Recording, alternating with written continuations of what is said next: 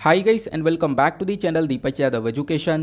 Welcome to the Daily Hindu News and Editorial Analysis of 31st of May 2022. तो guys आज है तारीख 31 मई 2022 और है ट्यूसडे। देखेंगे आज के द हिंदू कंप्लीट न्यूज़पेपर को। द हिंदू कंप्लीट न्यूज़पेपर को एनालाइज करेंगे, बट लेक्चर में आगे बढ़ने से पहले अगर आप लोग को इस लेक्चर का पीडीएफ चाहिए तो क्या करना है, सबसे पहले डाउनलोड करना है टेलीग्राम और फिर जाके सर्च बॉक्स में टाइप करना है Deepak Yadav education. As you can see guys आप लोग को ये वाला चैनल मिल जाएगा, इस पर क्लिक करना और जाकर इस चैनल को ज्वाइन कर लेना। देखो अगर आप लोगों को इस तरीके से ये चैनल नहीं मिलता है तो नीचे डिस्क्रिप्शन बॉक्स में पीडीएफ लिंक के नाम से एक लिंक दिया गया है, जैसे ही उस पर क्लिक करोगे ये चैनल ऑटोमेटिकली ओपन हो जाएगा, इसको जाके ज्वाइन कर लेना। ज्वाइन करने से फ़ायदा क्या होगा, यहाँ पर आपको डेली बेसिस पर लेक्चर का पीडीएफ मिल जाता है, डेली करंट अफेयर के वीडियो का पीडीएफ मिल जाता है और डेली बेसिस पर बहुत सारे डिजिटल नोट्स मिल जाते हैं। नाउ बढ़ते हैं आगे बढ़ने से पहले हमेशा की तरह हम लोग अपने लेक्चर को एक मैप के क्वेश्चन के साथ स्टार्ट करेंगे। तो आज आप सभी लोगों को मैप में जाकर देखना है गैलापेगोस आइलैंड्स को कहाँ पर है ये एग्जैक्टली लोकेटेड, अच्छे से मैप में देखना। देन उसके बाद आकर नीचे कमेंट सेक्शन में टाइप करना, जिससे कि आप लोग इसको लंबे समय तक याद रख पाओगे। साथ ही साथ एक क्वेश्चन सॉल्व करेंगे जो कि यूपीएससी प्रीवियस ईयर साल 2020 के प्रीलिम्स में पूछा गया था। डेली बेसिस पर हम लोग यहाँ पर एक प्रीवियस ईयर क्वेश्चन को भी सॉल्व करते हैं। क्वेश्चन क्या बोलता है उससे पहले ये देखो, ऑप्शन के अंदर फंडामेंटल राइट्स के बारे में चर्चा की गई है। फिर क्वेश्चन के अंदर मेंशन किया गया इन फंडामेंटल राइट्स की कैटेगरीज के अंदर कौन सा ऐसा फंडामेंटल राइट है जहां पर डिस्क्रिमिनेशन की फॉर्म में प्रोटेक्शन अगेंस्ट अनटचेबिलिटी के बारे में चर्चा की जा रही है। Option A right against exploitation, option B right to freedom, option C right to constitutional remedies या फिर option D right to equality. तो इसका सही आंसर आप सभी लोगों को नीचे कमेंट सेक्शन में देना है। एटलीस्ट सभी को इसमें पार्टिसिपेट करना है, जैसे मैं आप लोगों से डेली बेसिस पर बोलता हूं। बाय द वे इसका जो करेक्ट आंसर है वो मैंने आपको टेलीग्राम पर प्रोवाइड करवा दिया है, वहां से भी चेकआउट कर सकते हो। अदरवाइज वहां पर आंसर नहीं मिलता है तो भी कोई परेशान होने की ज़रूरत नहीं है, वीडियो के लास्ट में इसके करेक्ट आंसर का डिस्कशन हम लोग करेंगे। तो चलो शुरुआत करते हैं। यह है आज का सबसे पहला आर्टिकल जो कि पेज नंबर 1 के ऊपर मेंशन्ड है। आपको पता होगा यूपीएससी सिविल सर्विसेज एग्जामिनेशन 2021 के रिजल्ट्स कल आउट हो चुके हैं। काफ़ी सारे आर्टिकल्स इसके ऊपर पब्लिश हो चुके हैं। आपने काफ़ी सारी वीडियोस ऑलरेडी देख ली होंगी, यूट्यूब के ऊपर यहाँ पे टॉपर्स की वीडियोस अपलोड हो रही होंगी। नाउ हिंदू के अंदर फ्रंट पेज पर ये आर्टिकल को कवर किया गया है। यहाँ पे बताया गया कि देखो अब की बार का जो रिज़ल्ट है, यहाँ पे इस रिज़ल्ट के अंदर कुछ हिस्ट्री सी क्रिएट हो चुकी है। वो क्या है, हमने अभी तक देखा है कि जो टॉप रैंकर्स है वहाँ पर मेल फीमेल दोनों देखने को मिलते थे, लेकिन अब की बार 2021 के रिजल्ट में रैंक 1, रैंक 2 और रैंक 3 तीनों ही आपको यहाँ पर वेमेन देखने को मिलेंगी। रैंक 1 श्रुति शर्मा, रैंक 2 अंकिता अग्रवाल और रैंक 3 गामिनी सिंगला। तो इन तीनों ही ने यहाँ पर फर्स्ट 3 रैंक को सिक्योर किया है। इनफैक्ट यहाँ पे मेंशन ये भी किया जा रहा है कि लगभग आप देख पाओगे जो शुरुआत के 25 सक्सेसफुल कैंडिडेट्स हैं, इसमें से लगभग 10 तो आपको वेमेन देखने को मिलेंगी। वेमेन एम्पावरमेंट का एक बेस्ट सा एग्जाम्पल। उसके बाद एक अच्छी बात ये भी है, देखो वेमेन को अपॉर्चुनिटीज़ मिल पा रही हैं, इससे यहाँ पर पता चलता है। तो यूपीएससी के साथ साथ और भी एग्जामिनेशंस के अंदर ऐसा होना चाहिए, ठीक है, वो ज़्यादा यहाँ पर अच्छा लगता हुआ नज़र आएगा। अब थोड़ा सा हम लोग यहाँ पर डिस्कशन करते हैं आखिरकार क्या क्या रहा है इस पूरे रिजल्ट्स के अंदर, थोड़ी बहुत यहाँ पे बातें करते हैं, फिर उसके बाद अपना डिस्कशन को स्टार्ट करेंगे। नाउ जब आप लोग यहाँ पर देखोगे कि टोटल यहाँ पे कितने कैंडिडेट्स थे, तो लगभग टोटल नंबर 685 कैंडिडेट्स देखने को मिलेंगे जिनको रिकमेंड किया गया था अपॉइंटमेंट के लिए, ठीक है। यहाँ पर आप देख पाओगे टोटल नंबर है। फिर उसके बाद में यहाँ पे कुछ इन्फॉर्मेशन निकल कर आती है कि इसमें से जो आईएएस हैं वो टोटल 180 आईएएस हैं और आईपीएस यहाँ पर टोटल 200 आपको देखने को मिलेंगे। यहाँ पे बाकी आईएफएस जो है इंडियन फॉरेन सर्विस, इसके अंदर हमेशा से यहाँ पर थोड़ी कम नंबरिंग होती है। तो यहाँ पर आप देख पाओगे जो टोटल आईएफएस ऑफिसर्स हैं वो यहाँ पर 37 बने हैं, ये आप लोग यहाँ पर देख पाओगे। फिर ग्रुप ए और ग्रुप बी की सर्विसेज आपको यहाँ पर देखने को मिल जाती हैं। क्लियर हुआ? तो ये कुछ इन्फॉर्मेशन आपको यहाँ पे यूपीएससी की वेबसाइट पर मिल जाएगी। फिर उसके बाद में यहाँ पर ये टॉपर्स की जो नेम है उनकी जो लिस्ट वगैरह है वो यहाँ पे लॉन्च करी गई थी, जैसे मैंने आपको बताया। रैंक 1, 2, 3 आप देख पाओगे। रैंक 1, 2, 3 जो है तीनों की तीनों यहाँ पर वेमेन के थ्रू सिक्योर करी गई है। फिर 4th नंबर ऐश्वर्या वर्मा। फिर उसके बाद में आप लोग देख पाओगे यहाँ पर 5th उत्कर्ष द्विवेदी। कुछ इस प्रकार से रैंकिंग देखने को मिल जाती है। अब करना क्या है, देखो इससे इंस्पिरेशन लेना है, ये एक मोटिवेशन का काम करेगा कि हाँ यार, अब देखो इनकी वीडियोस वगैरह काफ़ी अपलोड हो चुके हैं, इनके इंटरव्यूज़ वगैरह जहाँ पे भी कोचिंग सेंटर्स के अंदर लिए गए थे वो सारे काफ़ी वीडियोस यहाँ पे ऑलरेडी कल अपलोड हो चुके हैं, जैसे ही रिजल्ट्स के अनाउंसमेंट हुआ है। आपने देखा भी होगा, तो आप यहाँ से इंस्पिरेशन ले सकते हो और साथ ही साथ में यहाँ पर मोटिवेट होकर अपनी प्रिपरेशन को रेडी कर सकते हो।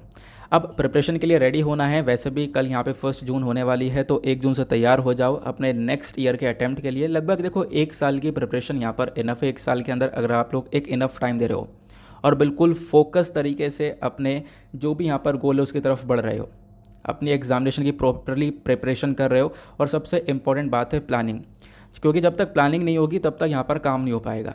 एक अपनी पूरी की पूरी स्ट्रैटेजी होनी चाहिए कि हाँ मुझे इस हिसाब से चलना है, क्योंकि यहाँ पर प्लानिंग होगी तो हाँ मेरे पास यहाँ पे ये काम करने के लिए है आज का। इनफैक्ट सुबह उठा मुझे ये पढ़ना है, ये मैंने यहाँ पर डिसाइड कर लिया। अगर ये कुछ होगा नहीं तो यार कुछ भी कर रहे हो, टाइम वेस्ट भी काफ़ी ज़्यादा हो रहा है। तो उन चीज़ों से थोड़ा सा दूर रहोगे तो वो ज़्यादा बेहतर रहेगा। एक प्लानिंग लेकर चलो, अपनी स्ट्रैटेजी को मेंटेन करो। हाँ ऑब्वियस ही बात है, आप लोग इंटरव्यूज़ देखकर इनसे इंस्पिरेशन लेकर इनकी स्ट्रैटेजीज़ को यहाँ पर इम्प्लीमेंट कर सकते हो, लेकिन एज इट इज़ कॉपी करोगे तो वो ज़्यादा बेहतर नहीं रहेगा। आप वहाँ से स्ट्रैटेजी उठाओ और साथ ही साथ यहाँ पर अपनी कंडीशन को देखो और उसके हिसाब से यहाँ पर मैच करते हुए अपनी खुद की स्ट्रैटेजी बनाओ, वो ज़्यादा बेहतर रहेगा। ठीक है, तो अपने हिसाब से यहाँ पर चीज़ें करके चलोगे तो वो ज़्यादा आपको हेल्पफुल रहने वाला है। तो ये काम कर लेना।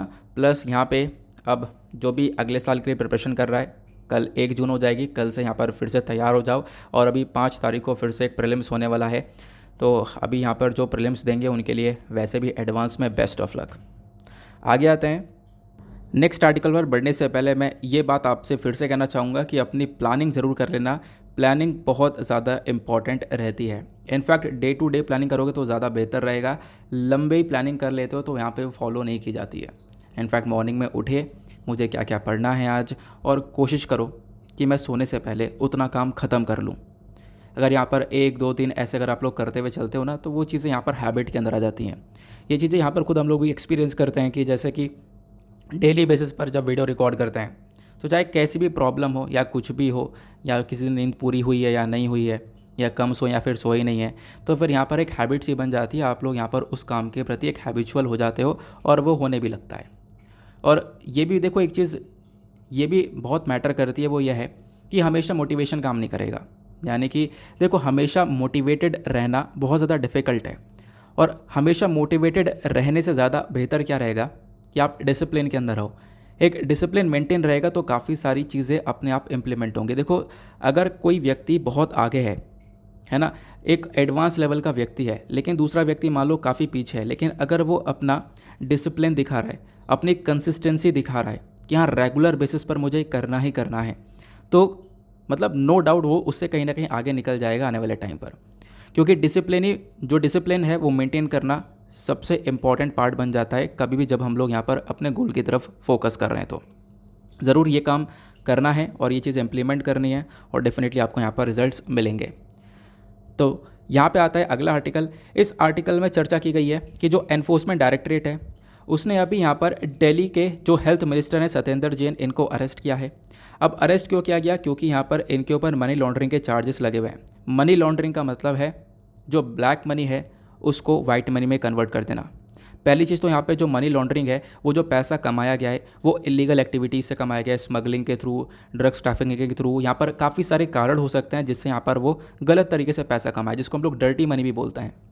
फिर उसको यहाँ पे वाइट मनी में कन्वर्ट कर देना, एक लीगल मनी के अंदर कन्वर्ट कर देना, इसी को मनी लॉन्ड्रिंग बोला जाता है। और इसी मनी लॉन्ड्रिंग को टैकल करने के लिए, इससे लड़ने के लिए हमारे पास एनफोर्समेंट डायरेक्टरेट है। एनफोर्समेंट डायरेक्टरेट के अंदर एक लॉ आपको देखने को मिल जाता है, प्रिवेंशन ऑफ मनी लॉन्ड्रिंग, है ना। हमारे पास prevention of money laundering act है जो कि यहाँ पर इस मनी लॉन्ड्रिंग से लड़ने में मदद करता है। तो यहाँ पर आर्टिकल के अंदर बस इतनी सी इन्फॉर्मेशन है कि हाँ दिल्ली के हेल्थ मिनिस्टर के ऊपर यह मनी लॉन्ड्रिंग के चार्जेस हैं, जिसकी वजह से ईडी ने इनको अरेस्ट किया। उसके बाद यहाँ पे कुछ स्टेटमेंट वगैरह दी गई हैं पॉलिटिकल पार्टीज़ के थ्रू, जो कि हमारे लिए बिल्कुल भी इंपॉर्टेंट नहीं है, इससे बिल्कुल दूर रहना है। अब हमें इस आर्टिकल के थ्रू मौका मिला है हम कुछ चीज़ें रिवाइज करें, क्योंकि हमने पढ़ तो पहले भी रखी है। हम यहाँ पे कुछ चीज़ें रिवाइज करेंगे, कुछ एक्ट को रिवाइज करेंगे, प्लस ईडी के बारे में जानेंगे।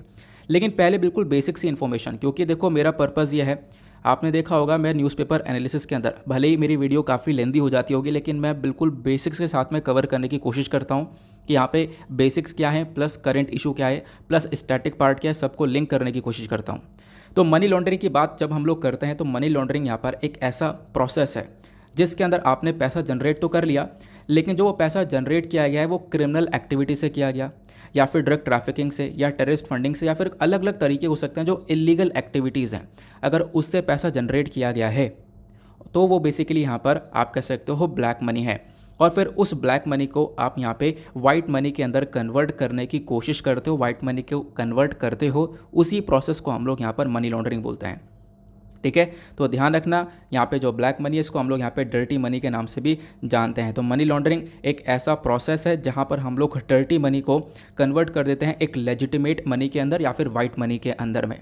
तो इसी प्रोसेस को मनी लॉन्ड्रिंग बोला जाता है। सिंपल, आगे बातें हैं। अब यहाँ पर देखो, मनी लॉन्ड्रिंग को टैकल करने के लिए हमारे पास इन्फोर्समेंट डायरेक्टरेट एक बॉडी बनाई गई है। जब हम लोग बात करते हैं इन्फोर्समेंट डायरेक्टरेट के, तो अपने आप में एक इन्वेस्टिगेशन एजेंसी है, नाम से ही पता चल रहा है इन्वेस्टिगेशन करने के लिए इसको बनाया गया है।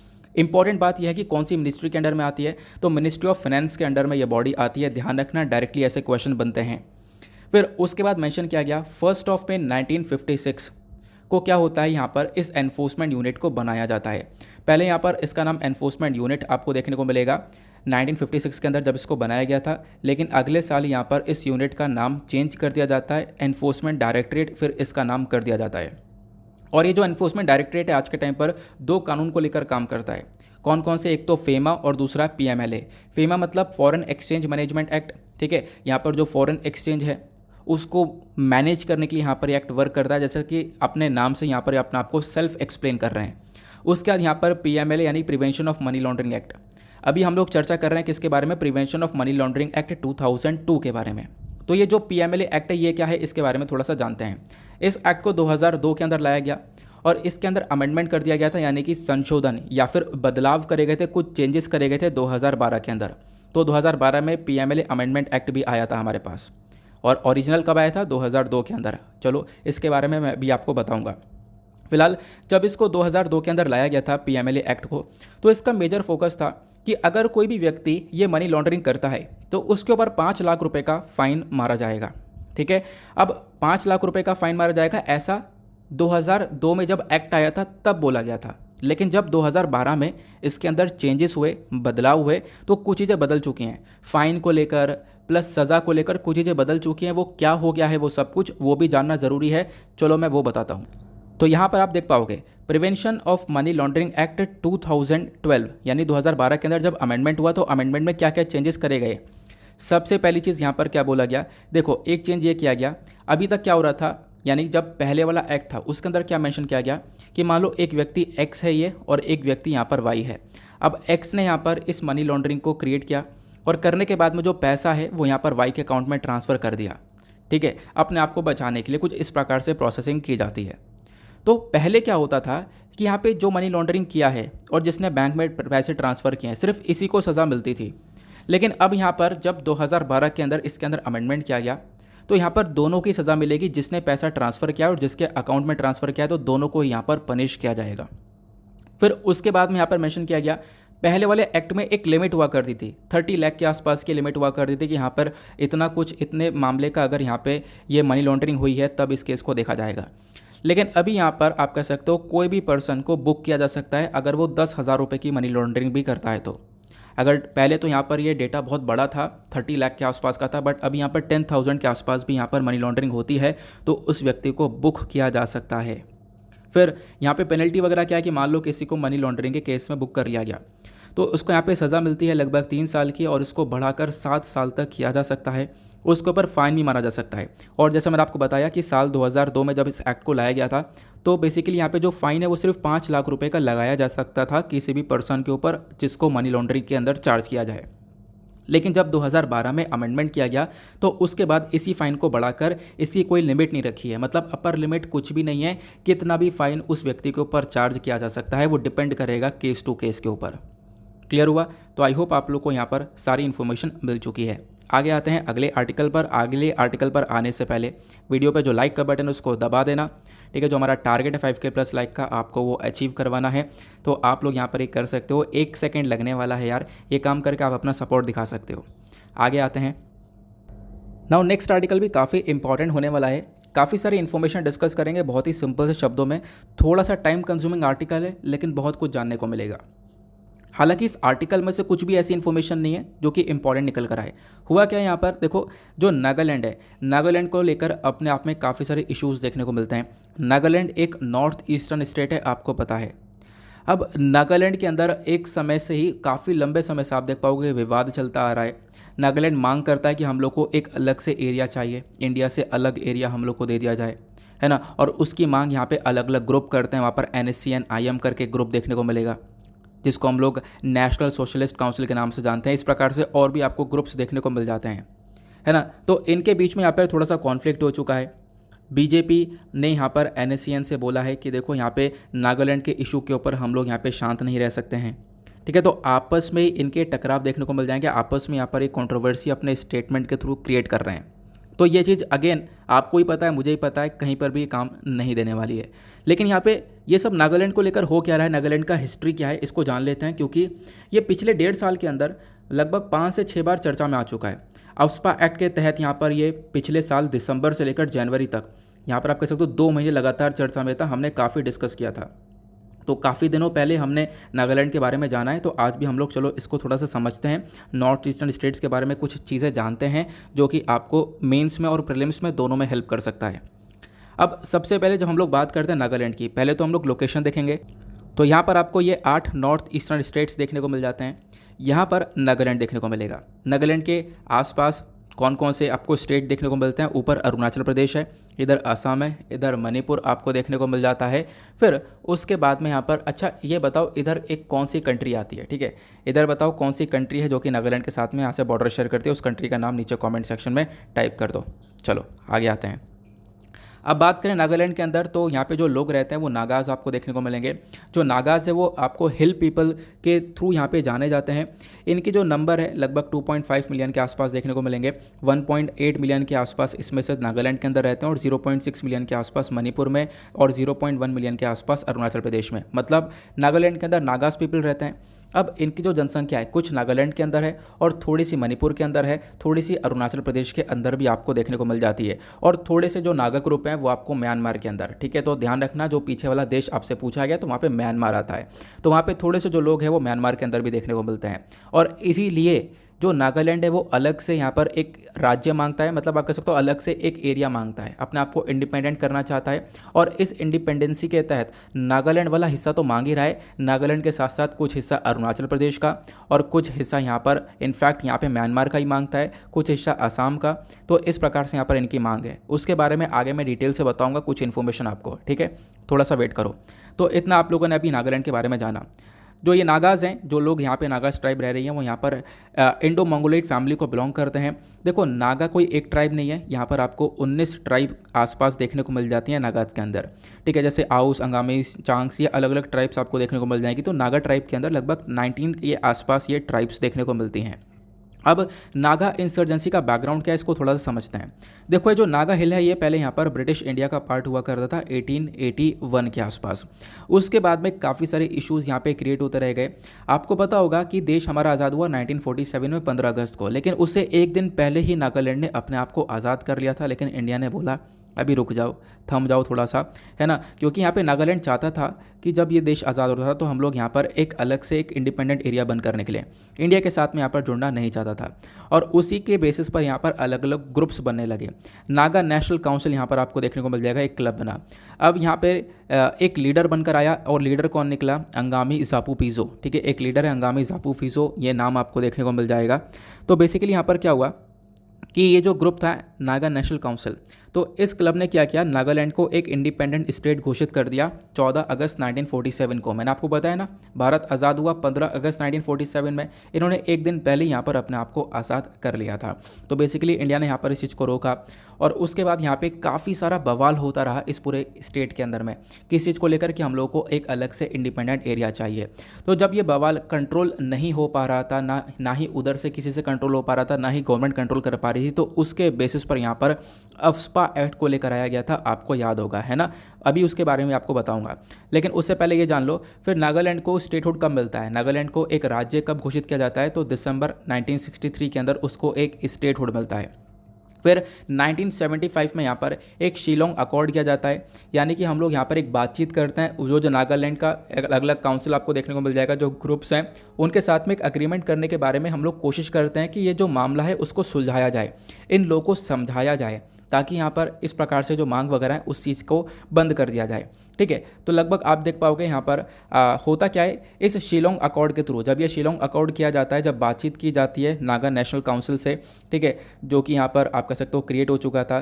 तो इनसे बातचीत करने के बाद में क्या हुआ, इस ग्रुप के कुछ अलग यहाँ पे जो यूनिट्स हैं उन्होंने ठीक है, उन्होंने बोला कि चलो ठीक है, यहाँ पे हम लोग जो अपने हथियार वगैरह वो डाल देते हैं। उन्होंने यहाँ पे अपने हथियार वगैरह नीचे डाल दिए, यानी कि मामला थोड़ा सा सॉर्ट आउट हो चुका था उस समय। अब क्या होता है, मामला सॉर्ट आउट हो ही रहा था, लेकिन उसके बाद एक और ग्रुप देखने को मिलेगा। मामला सॉर्ट आउट हो रहा था, लेकिन उसके बाद यहाँ पर आप कह सकते हो एक लीडर जिसका नाम है थ्वेंगेलेंग मूविया, ठीक है, ये उस समय जब यहाँ पे मामला सॉर्ट आउट किया जा रहा था, हमारी सरकार नागालैंड के साथ, जो नागालैंड के अंदर क्लब बना हुआ था, उसके साथ में बातचीत कर रही थी, इस मामले को सॉर्ट आउट कर रही थी। तो उस समय ये जो लीडर है वो यहाँ पे चाइना के अंदर था। इस लीडर ने क्या किया, इस शिलोंग अकॉर्ड को एक्सेप्ट करने से मना कर दिया कि मैं यहाँ पर इस शिलोंग अकॉर्ड को एक्सेप्ट नहीं करने वाला, ठीक है। अब शिलोंग अकॉर्ड यानी ये जो एग्रीमेंट है इसको एक्सेप्ट नहीं करूंगा, कॉम्प्रोमाइज़ नहीं करूंगा। अब एक्सेप्ट नहीं किया, और एक्सेप्ट ना करने के साथ साथ यहाँ पर एक और ग्रुप बन जाता है जिसका नाम है NSCN, ठीक है, जिसके बारे में आज तक हम लोग चर्चा करते हैं। NSCN यानी कि national socialist council of India, ये इसको बनाया जाता है nationalist socialist council of Nagaland. तो इसको बनाया जाता है 1980 के अंदर। अब 1980 यानी 1980 में इस ग्रुप को बनाया गया, और इनकी भी मांग क्या थी, नागालैंड को अलग किया जाए, क्योंकि अभी एक ग्रुप था जो कि नागालैंड को, यानी NNC था, वो पूरा काउंसिल था जो कि यहाँ पे मांग कर रहा था, लेकिन उसके साथ में हमने अग्रीमेंट कर लिया, है ना। अग्रीमेंट करने के बाद में उन्होंने यहाँ पर एक तरीके से कॉम्प्रोमाइज़ कर लिया, उसके बाद में यहाँ पर अपने आर्म्स वगैरह डाउन कर दिए, और ये मामला सीधा सीधा चल रहा था। लेकिन हुआ क्या, यहाँ पर चीज़ें बदल जाती हैं कब, जब यहाँ पर एक NSCN नया ग्रुप बनता है, और NSCN की यहाँ पर अगेन ये बेसिकली मानते नहीं, और इनकी यहाँ पे अगेन मांग होती है नागालैंड को एक अलग से इंडिपेंडेंट एरिया बनाने की। क्लियर हुआ, इतना समझ में आया। फिर 1980 तक NSCN बन चुका था। आगे 1988 के अंदर क्या होता है कि जो NSCN है ये खुद अपने आप में ही अलग अलग दो ग्रुप के अंदर टूट जाता है। इसमें से एक ग्रुप बनकर आता है NSCN-IM, और दूसरा आता है NSCN-K, जैसा आप लोग यहाँ पर देख पाओगे। ये भी ग्रुप यहाँ पर आपस में टूट चुके हैं, दो ग्रुप बन चुके हैं।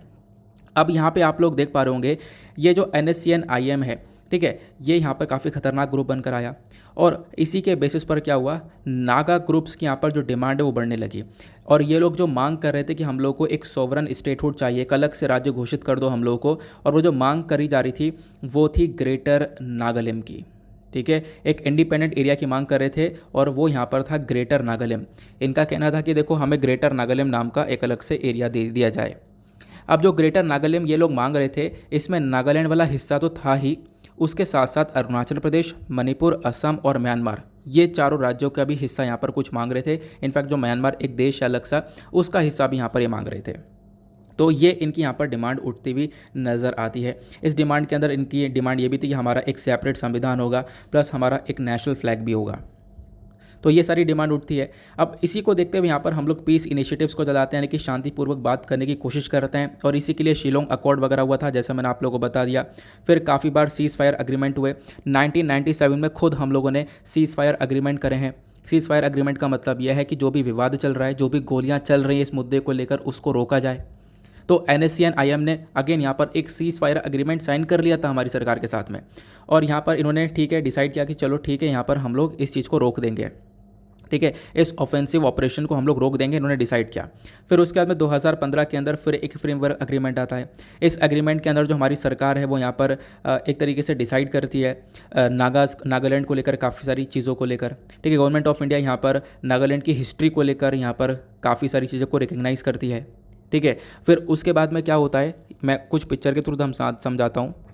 तो यहाँ तक आप लोगों ने देख लिया कि हाँ शिलोंग अकॉर्ड साइन किया गया, उसको कुछ ने एक्सेप्ट किया, कुछ ने एक्सेप्ट नहीं किया। 1980 में एक ग्रुप बन गया, ठीक है। फिर 1997 में यहाँ पर क्या होता है, ये जो ग्रुप जो कि टूट चुके हैं आपस में, एक NSCN-IM बना है और दूसरा NSCN-K बना है।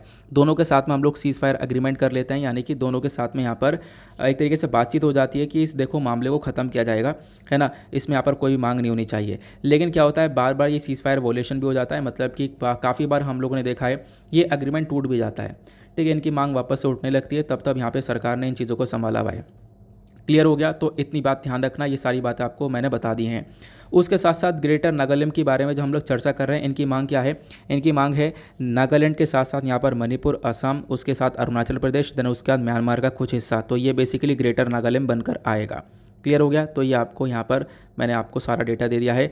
फिर यहाँ पे जो सीज़ फायर वगैरह जो हुआ है अभी रिसेंट डेज में इसको एक्सटेंड कर दिया गया था, है ना। सीज़ फायर को बढ़ा दिया गया था कि मतलब जो भी हमने डिसाइड किया है इन लोगों के साथ में यहाँ पे रिलेशंस को मेंटेन करने के लिए, इस चीज़ को अभी बढ़ा दिया गया था। यानी अब यहाँ पे कोई भी जैसे कि डिस्प्यूट वगैरह है वो आने वाले टाइम तक क्रिएट नहीं होगा। इस चीज़ को लेकर एक मेजर फोकस था।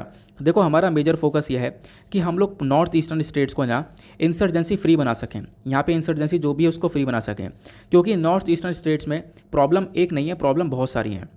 जैसे आपने नागालैंड को लेकर देखा है ना, वैसे यहाँ पे कार्बी एंगलोंग एग्रीमेंट था, कार्बी एंगलोंग को लेकर एक विवाद देखने को मिला था। ब्रू अकॉर्ड हुआ है, उसी प्रकार से बोडोलैंड को लेकर हुआ है, ठीक है। असम में बोडोलैंड की मांग करी गई थी, और फिर उसके बाद में यहाँ पर आप देख पाओगे ऐसे ही अलग अलग जगह पर नॉर्थ ईस्टर्न स्टेट्स के अंदर ये मांग चलती रही है ना। यहाँ पे आप लोग देख पा रहे होंगे ये बोडोलैंड के बारे में चर्चा की जा रही है, बोडोलैंड अलग से मांग कर रहा था।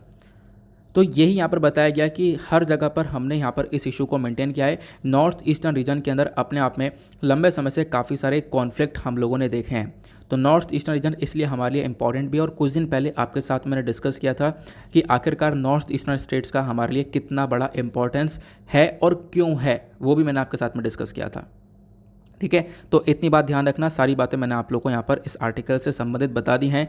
काफ़ी सारा डेटा आप लोगों को मिल चुका है, आप लोगों को ये सारी जो इन्फॉर्मेशन है वो पीडीएफ के अंदर कंपाइल करके प्रोवाइड करवा दी जाएगी। देखो पीडीएफ के बारे में मैं आपको थोड़ी सी इन्फॉर्मेशन दे देता हूँ।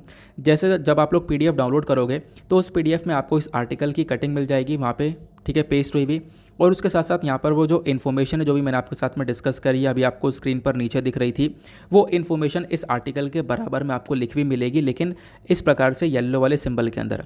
अब ये वाला येलो वाला सिंबल कैसे ओपन करना है, तो उसके लिए आपको यहाँ पर एक ऐप डाउनलोड कर लेना है जिसका नाम है एडोब एक्रोबेट, ठीक है। एडोब एक्रोबेट को डाउनलोड करोगे और उस वाले ऐप के अंदर जब आप इस पीडीएफ को ओपन करोगे तो वहाँ पे क्या होगा, आप लोगों का ये जो सिंबल है ओपन हो जाएगा। जैसे आप इस पर टैप करोगे वो सारी इन्फॉर्मेशन यहाँ पर दिखने लगेगी, और उस सब इन्फॉर्मेशन को आप लोग अपने पास स्टोर करके रख सकते हो, पीडीएफ को अपने पास में स्टोर करके रख सकते हो, ठीक है।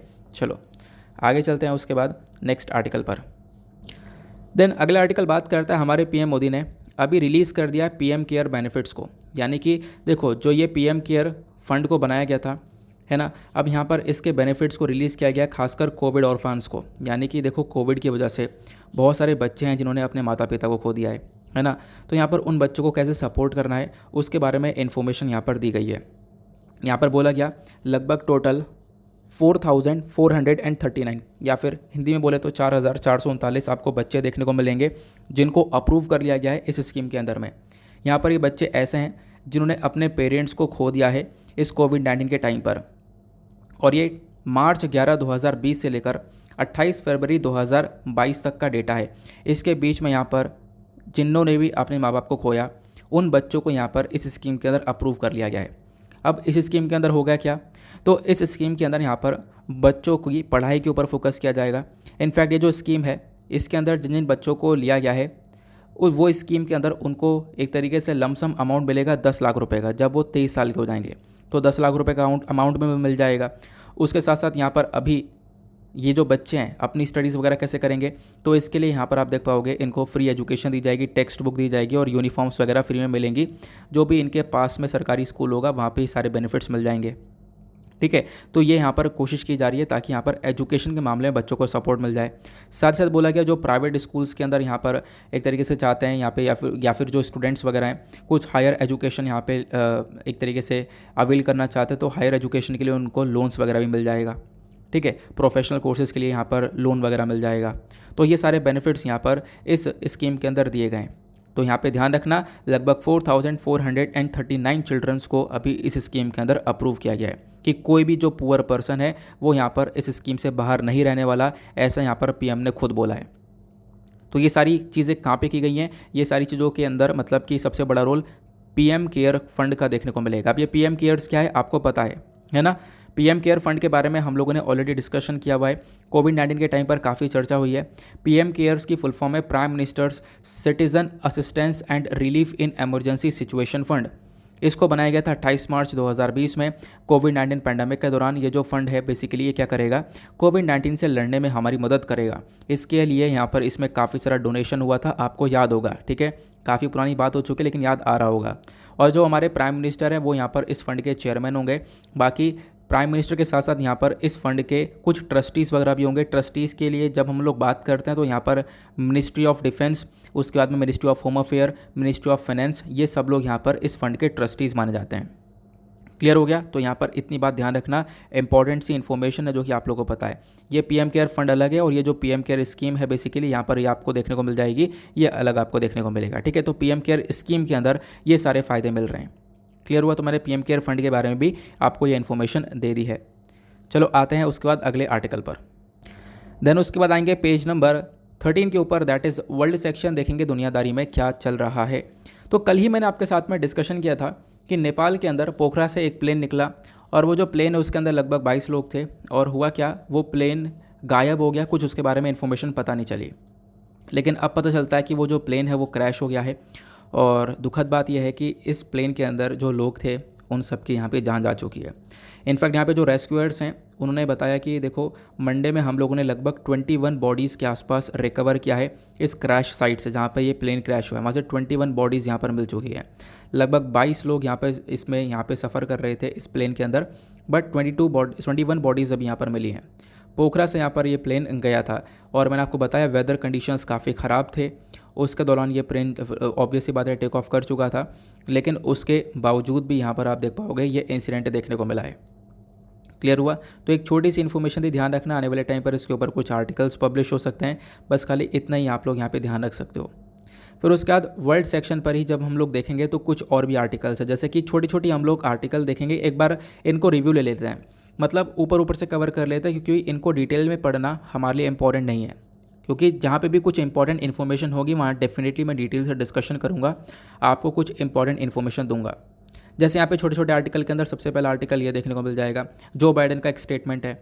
यूएस प्रेसिडेंट जो बाइडेन ने बोला कि देखो यहाँ पर मंडे में इनका स्टेटमेंट आया कि हम लोग यहाँ पे यूक्रेन को रॉकेट सिस्टम नहीं भेजेंगे, क्योंकि यूक्रेन को अगर हम लोग रॉकेट सिस्टम वगैरह जैसे लॉन्ग रेंज रॉकेट होते हैं, कुछ हायर वेपन्स होते हैं, अगर हम लोग यहाँ पर यूक्रेन को भेजते हैं तो इससे यहाँ पर रशिया को एक स्ट्राइक हो सकता है और यहाँ पे प्रॉब्लम क्रिएट हो सकती है ना। तो ये यहाँ पर वेपन्स देखो, अभी तक यूक्रेन जो लड़ पा रहा है रशिया से वो इसलिए लड़ पा रहा है क्योंकि यूक्रेन के पास हथियार की सप्लाई लगातार हो रही है ना।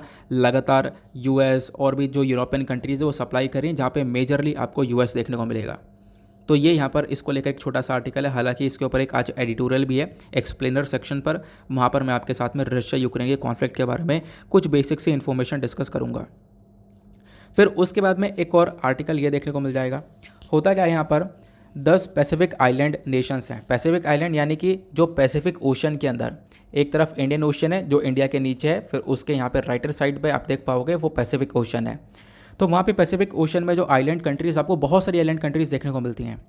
तो यहाँ पे चाइना ने एक ग्रुप बनाने की कोशिश करी थी, बट यहाँ पे क्या हुआ, 10 पैसिफिक कंट्रीज़ ने, इन आइलैंड नेशंस ने इस चाइना के सिक्योरिटी पैक्ट को रिजेक्ट कर दिया। बोला हम लोग यहाँ पर इसको ज्वाइन नहीं करने वाले। इसको लेकर बातचीत चल रही थी फिजी के अंदर। फिजी में बातचीत चल रही थी, चाइना के फॉरेन मिनिस्टर थे और काफ़ी सारे जो छोटे छोटे आइलैंड नेशंस हैं उसके लीडर थे। लेकिन यहाँ पर जो चाइना चाह रहा था कि हम लोग एक सिक्योरिटी पैक्ट बना सकें, क्योंकि जो यूएस का इन्फ्लुएंस है वो काफ़ी बढ़ता जा रहा है, तो यूएस को इन्फ्लुएंस को टैकल करने के लिए ये चाइना एक ग्रुप बना रहा था। बट यहाँ पर आप कह सकते हो इस सिक्योरिटी पैक्ट को रिजेक्ट कर दिया गया काफ़ी सारी कंट्रीज़ के थ्रू, काफ़ी सारे आइलैंड नेशंस के थ्रू। तो ये भी एक छोटी सी ही इन्फॉर्मेशन है। अगेन आप लोग खुद भी देख पा रहे होंगे यहाँ पर कुछ भी ऐसा नहीं निकल कर आ रहा है जो आपसे एग्जामिनेशन में पूछा जाए। फिर उसके बाद यहाँ पर वर्ल्ड सेक्शन पर एक और आर्टिकल ये देखने को मिल जाएगा। ये बात करता है मंकी पॉक्स को लेकर। मंकी पॉक्स के बारे में पिछले एक महीने से, या पिछले एक महीने को छोड़ो, पिछले 3 सप्ताह से लगातार डिस्कशन कर रहे हैं हम लोग।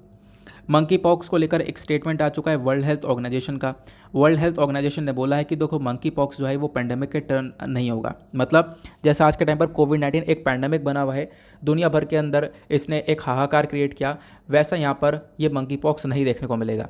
मतलब मंकी पॉक्स एक एंडेमिक है। अब एंडेमिक और पेंडेमिक क्या डिफरेंस होता है आपको पता है। देखो पेंडेमिक यहाँ पर एक ऐसी डिजीज़ होती है जो कि यहाँ पर पूरे दुनिया भर में फैल जाती है ना। जैसे यहाँ पर कोरोना हुआ, पूरे दुनिया में फैल गया था, वो एक पेंडेमिक था। और एंडेमिक यहाँ पर क्या होता है, जो यहाँ पे कुछ पर्टिकुलर एरियाज़ के अंदर ही वो स्प्रेड होती है।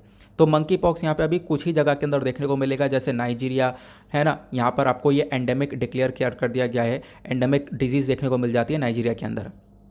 तो यहाँ पे मंकी पॉक्स एक पेंडेमिक में टर्न नहीं होगा ऐसा WHO ने बोला। इसके ऊपर कंट्रोल किया जा सकता है। ऑलरेडी हमारे पास वैक्सीन है जो कि यहाँ पर इसको टैकल कर सकती है। वो इन्फॉर्मेशन यहाँ पर प्रोवाइड करवाई गई। बाकी मंकी पॉक्स को लेकर कुछ स्टैटिक्स इन्फॉर्मेशन कल भी मैंने आपके साथ में डिस्कस की थी, आज भी डिस्कस करता हूँ। एक रिविजन आपका हो जाएगा और आपको पता है तो वीडियो को पॉज करो, एक रिकॉल करने की कोशिश करो कि हाँ मुझे ये पॉइंट्स याद हैं या नहीं याद हैं। अगर नहीं याद है तो यहाँ पर इसको देखना, और याद है तो फिर यहाँ पे 2 मिनट स्किप कर दो, आगे वाले आर्टिकल पर आ जाओ। जब हम लोग बात करते हैं मंकी पॉक्स की तो ये एक जूनोटिक डिजीज़ है। आपको पता है, रट चुका होगा यार जूनोटिक डिजीज़ क्या होती हैं, ठीक है। यहाँ पर दिमाग में इसको मतलब बैठा लो अच्छी तरीके से। ये बेसिकली यहाँ पर जूनोटिक डिजीज़ वो होती हैं जो कि यहाँ पर जानवरों से इंसान के अंदर फैलती हैं। मंकी पॉक्स वायरस कौन सी फैमिली से बिलोंग करता है इसको भी रट लेना। ये बेसिकली यहाँ पर पॉक्सीविरिडे फैमिली, ये इस वाली फैमिली से बिलोंग करता हुआ नज़र आता है। उसके साथ साथ मंकी पॉक्स का नेचुरल होस्ट अभी नहीं पता चला है। मतलब कि देखो, ये जो मंकी पॉक्स बीमारी है ये होती तो मंकी पॉक्स वायरस की वजह से है, लेकिन कौन से जानवर से निकल कर आया है ये मंकी पॉक्स वायरस वो नहीं पता चला, क्योंकि मंकी पॉक्स वायरस मंकी के अंदर भी पाया जाता है, प्लस यहाँ पे चूहों के अंदर, डॉग्स के अंदर, रैबिट्स के अंदर भी देखने को मिलता है। तो इस वजह से ये नेचुरल होस्ट कौन सा जानवर है वो अभी नहीं पता चला है।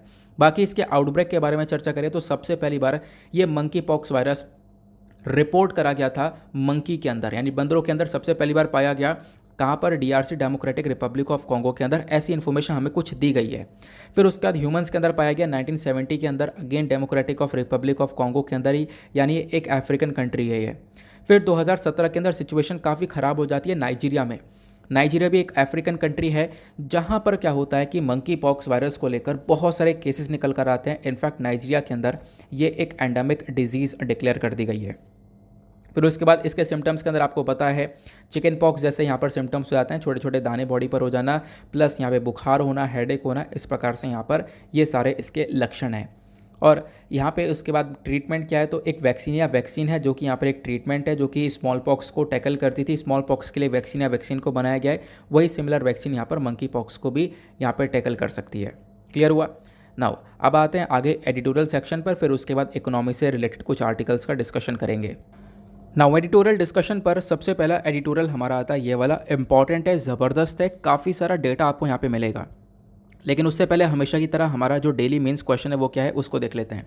तो आपको इस वीडियो के अंदर कंप्लीट एनालिसिस मिलता है। ऐसा नहीं है कि यहाँ पे सिर्फ मैं एडिटोरियल कवर करता हूँ, एडिटोरियल भी कवर करता हूँ, छोटी न्यूज़ भी कवर करता हूँ, प्लस यहाँ पे जो टेक्स्ट और कॉन्टेक्स्ट है वो भी कवर करता हूँ। आपको पता है इसी वजह से वीडियो थोड़ा सा लेंदी होता है, तो इस वजह से परेशान होने की ज़रूरत नहीं है। आप लोग यहाँ पे आराम से देखो, सारी वीडियोस देखो, कंपेयर करो सबको। काफ़ी सारे the Hindu newspaper analysis upload होते हैं। जहाँ पर आपको बेस्ट लगे, जहाँ पर आपको अच्छा लगे, आपको वहाँ से सीखना चाहिए। मैं हमेशा से कहता हुआ आया हूँ, ठीक है। जहाँ से आपको ज़्यादा जानकारी मिल रही है, आप अपने सिलेबस के अकॉर्डिंग चल पा रहे हो, तभी यहाँ पर उन चीज़ों को फॉलो करो, क्योंकि सिलेबस फॉलो करना एक इंपॉर्टेंट पार्ट बन जाता है आपकी प्रिपरेशन के अंदर। चलो फिलहाल यहाँ पे जो आज का मेंस का क्वेश्चन है वो क्या है, इंपॉर्टेंट है, रिसेंट डेज में चर्चा में था, क्योंकि आपसे मेंस का क्वेश्चन वही पूछा जा रहा है जो कि चर्चा में है लगातार। क्वेश्चन क्या है, concerning the medical termination of pregnancy act 2021। मैंने आपके साथ में काफ़ी डिटेल से डिस्कस किया है इस प्रेगनेंसी एक्ट को। ये जो प्रेगनेंसी एक्ट है यहाँ पर बताना यह है, इस एक्ट के बारे में समझाना, फिर उसके बाद मेंशन करना कि जो प्रेग्नेंट वेमेन है आज के टाइम पर इंडिया के अंदर, उनको एबॉर्शन के मामले में क्या क्या इश्यूज़ फेस करने पड़ते हैं। तो 250 शब्दों में एक बहुत अच्छा सा अपनी थिंकिंग वाला आंसर लिख सकते हो। और लिखने के बाद में कहाँ पे सबमिट करना है, टेलीग्राम पर जाना, फिर उसके बाद सर्च बॉक्स में टाइप करना Deepak Yadav education mains answer writing वाला ग्रुप आपको मिलेगा। उस पर जैसे आप टैप करोगे वहाँ पे आपको ये क्वेश्चन लिखा हुआ मिलेगा, उसके नीचे कमेंट लिखा हुआ मिलेगा, उस कमेंट के ऊपर क्लिक करना, आपका वो दूसरा पेज ओपन हो जाएगा। वहाँ पे आप लोग अपने आंसर को सबमिट कर सकते हो। सब लोग वहाँ पे सबमिट कर रहे हैं और एक दूसरे के आंसर्स को रिव्यू कर रहे हैं, तो आप भी वहाँ पर जाकर इन बेनिफिट्स को अवेल करो। ये सारी चीज़ें फ्री ऑफ कॉस्ट में चलती हैं, तो यहाँ पे इतना आप कर सकते हो। आगे आते हैं। अब यहाँ पे जो एडिटोरियल है ये लिखा गया है 2 व्यक्तियों के थ्रू, जैसा कि आप लोग यहाँ पर देख पा रहे होंगे। एक तरफ पिंटो हैं, दूसरी तरफ आचार्य हैं। इन्होंने यहाँ पर इस एडिटोरियल को लिखा। इन्होंने यहाँ पे एक टॉपिक चूज़ किया है। पहली बार टॉपिक क्या है, वो है वर्ल्ड नो टोबैको डे। अब ये क्यों लिखा गया, मतलब अगर हम लोग देखें, अगर हेडिंग वाइज चलें तो सबसे पहला पॉइंट आता है वाई इन न्यूज़, ये क्यों है चर्चा में, और मतलब इशू क्या है चर्चा में। इसलिए क्योंकि आज क्या है, आज है 31 मई। तो हर साल 31 मई को वर्ल्ड नो टोबैको डे मनाया जाता है। अभी जो वर्ल्ड नो टोबैको डे है, नाम से ही पता चला है, तंबाकू को रोकने के लिए, तंबाकू के कंजम्पशन को रोकने के लिए यहाँ पर ही मनाया जाता है। और अब की बार का साल 2022 का जो थीम है इस दिन का, क्योंकि हर दिन का एक थीम भी होता है जो कि वन डे एग्जामिनेशन में पूछा जाता है। थीम क्या है? Poisoning our planet. ठीक है, तो ये इसका अब की बार का थीम है, ध्यान रखना। ओके, आगे आते हैं। अब उसके बाद में यहाँ पर क्या मेंशन किया जाता है, ये यहाँ पर टोबैको के बारे में मेंशन करते हैं कि भाई तंबाकू आखिरकार है कितना खतरनाक। होता क्या है, ग्लोबल एडल्ट टोबैको सर्वे, यहाँ पे ये बेसिकली एक दूसरा सर्वे है, ये किया गया और इस सर्वे के अंदर पता ये लगाया गया कि इंडिया के अंदर 28.6% के आसपास जो एडल्ट्स हैं वो टोबैको का इस्तेमाल कर रहे हैं, और ये डेटा है 2016 से लेकर 17 के बीच का। तो इस एक साल के अंदर 28.6% एडल्ट्स ने तंबाकू का इस्तेमाल किया है। फिर उसके बाद इस सर्वे ने बताया कि लगभग आप देख पाओगे 42.4% मैन और 14.2% वेमेन टोबैको का इस्तेमाल कर चुकी हैं। और ये तंबाकू का इस्तेमाल अलग अलग प्रकार से हो रहा है, कोई चबाने वाला तंबाकू है, स्मोकिंग के फॉर्म में किया जा रहा है, सिगरेट, बीडीज, हर तरीके से यहाँ पर तंबाकू का कंजम्पशन हो रहा है इंडिया के अंदर में। और डेटा मैंने आपको बताया कितने एडल्ट्स हैं, कितने वेमेन, कितने मैन ने यहाँ पर इस तंबाकू का कंजम्पशन किया है, ऐसा इस सर्वे ने बताया। 2016 से लेकर 17 का ये डेटा था। इससे प्रतीत होता है कि हाँ वाकई में टोबैको का कंजम्पशन हमारे कंट्री में है तो बहुत ज़्यादा। और आपको पता ये चलना चाहिए, देखो सबसे इंपॉर्टेंट बात क्या है कि इससे लोगों की जान जा रही है। लोगों की जान जा रही है वो तो एक तरफ, उसके साथ साथ एनवायरमेंट को भी बहुत बुरी तरह से नुकसान पहुंच रहा है। अब आप कहोगे तंबाकू और स्मोकिंग इन सब चीज़ों से एनवायरमेंट को क्या नुकसान पहुंच रहा है, तो चलो इसको डिस्कस करते हैं। काफ़ी अच्छा पॉइंट ऑफ व्यू यहाँ पर मेंशन है, आप अपने एग्जामिनेशन के पॉइंट ऑफ व्यू से ये चीज़ें आराम से कोट कर सकते हो। जब हम लोग बात करते हैं साल 2021 की, तो इस स्मोकिंग की वजह से, इस यहाँ पर सिगरेट पीना, बीड़ी पीने की वजह से क्या हो रहा है, 8 मिलियन लोगों की जान गई है सिर्फ और सिर्फ एक साल के अंदर। वो कौन सा साल है? साल 2021। आप इमेजिन करो 8 मिलियन लोगों की जान गई है सिर्फ और सिर्फ साल 2021 में। लेकिन यहाँ पे बोला गया, तब भी आप देख पाओगे जो ये टोबैको है इसका कंजम्पशन लगातार यहाँ पे लोग कर रहे हैं, हालांकि ह्यूमन हेल्थ के लिए काफ़ी खतरनाक है। इनफैक्ट WHO के अकॉर्डिंग बात करें तो लगभग 600 मिलियन के आसपास पेड़ काटे गए हैं, और पेड़ काटे जाते हैं हर साल, ताकि क्या किया जाए, इन सिगरेट को बनाया जाए।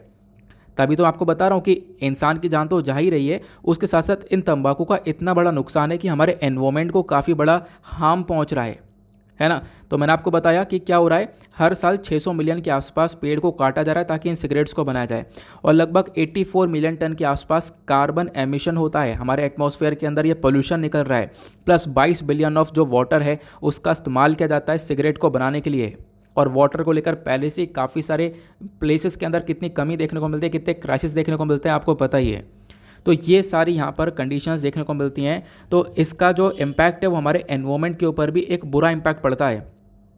अगर हम लोग एनवायरमेंटल कॉस्ट के बारे में बात करें तो यहाँ पे आप देख पाओगे काफ़ी सारे काम किए जाते हैं, यानी कि चाहे देखो सिगरेट की बर्ड्स हो गई, ठीक है, सिगरेट को पी लिया उसकी जो बर्ड्स बचती है, प्लस यहाँ पे जो प्लास्टिक के पाउचेस है जिसके अंदर सिगरेट को पैक किया गया है, उसके बाद में इलेक्ट्रॉनिक सिगरेट्स हो गए, इनकी जो बैटरीज़ हैं, है ना, तो ये सब कुछ कहीं ना कहीं एनवायरनमेंट को पॉल्यूट कर रहा है, एनवायरनमेंट को बर्बाद कर रहा है। तो सिगरेट के सिर्फ एक नुकसान नहीं है, हज़ारों नुकसान है। इसके ऊपर रोक लगाने की बहुत ज़्यादा आवश्यकता पड़ जाती है।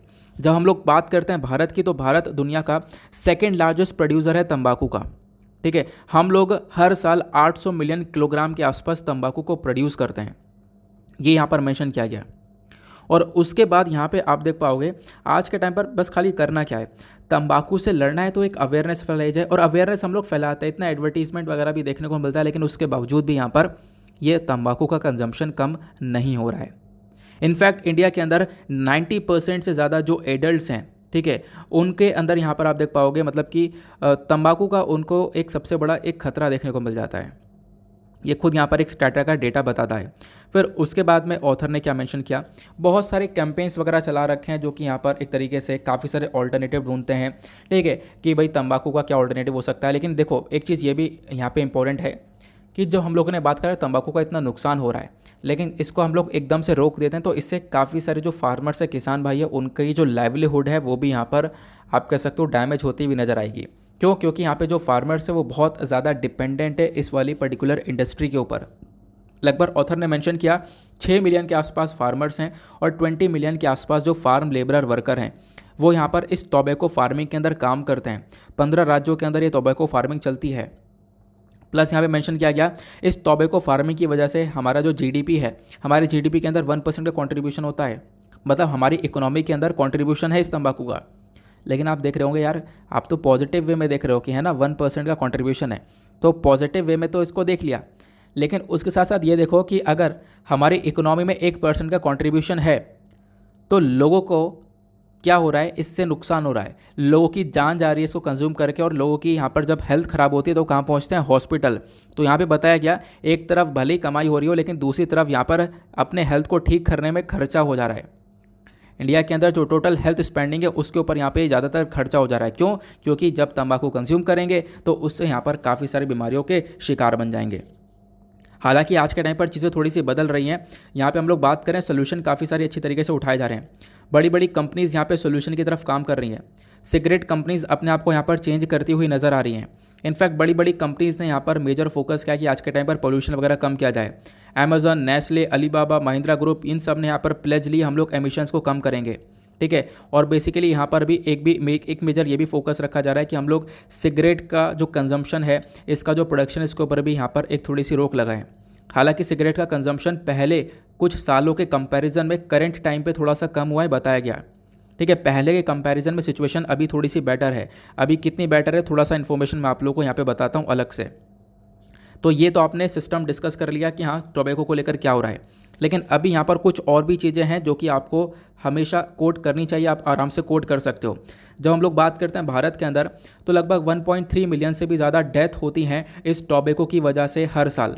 लगभग आप कह सकते हो हर दिन 3,500 के आसपास जान जा रही हैं इस टोबैको की वजह से। तो इससे कितना बड़ा बर्डन पड़ता है कंट्री के ऊपर, आप लोग यहाँ पे ध्यान रख सकते हो। उसके साथ साथ मेंशन किया गया जो ये स्मोकर्स हैं, यहाँ पर कोविड-19 के अंदर यहाँ पे देखो, जो कोविड-19 से भी ज़्यादा खतरनाक ये जो स्मोकिंग है ये रहा, क्योंकि स्मोकिंग की वजह से ज़्यादा जान गई है जितना कोविड की वजह से जान नहीं गई। फिर WHO की यहाँ पर स्टडी ये पब्लिश करी गई अगस्त 2020 के अंदर, और इस स्टडी ने बताया कि भाई यहाँ पर देखो इसका काफ़ी बड़ा नुकसान है। यहाँ पे क्या होगा, अगर व्यक्तियों की जान जा रही है किसी बीमारी से तो इसका कंट्री के ऊपर इकोनॉमिक बर्डन पड़ रहा है।